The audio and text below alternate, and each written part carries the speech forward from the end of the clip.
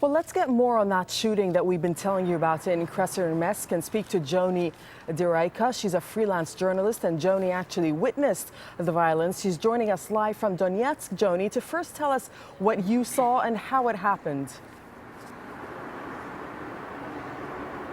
Yes, we arrived there around 3 o'clock this afternoon, and then some armed men, they went to the town hall and they took over the town hall.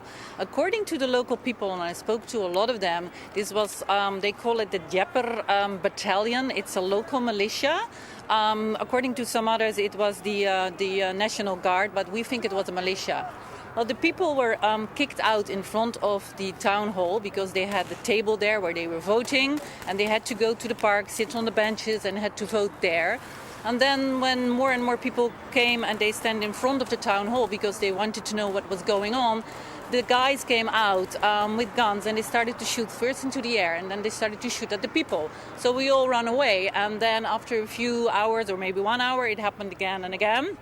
And at the end, it was already night.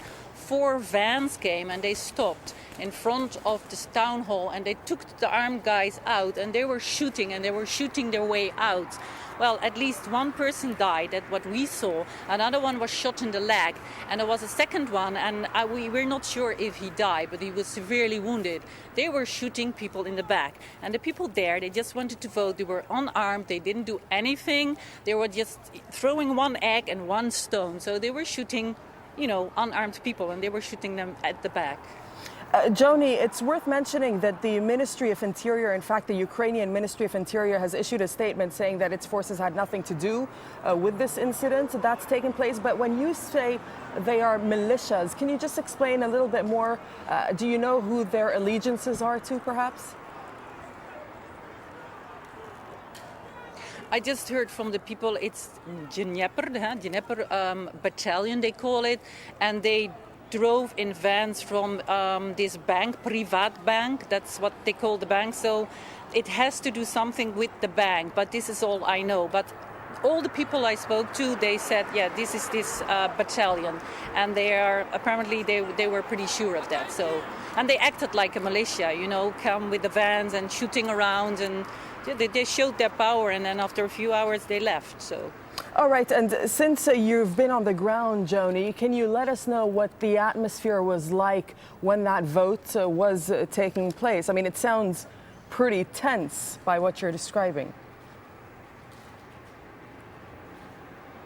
Yeah, it was pretty tense, but the people themselves, they were like happy and they were not aggressive, because sometimes I saw also the other way around, but these were just like normal local people who really wanted to vote, and they were just standing in a row. They went to the park, and the people were sitting at the bench, and they were voting. They were happy.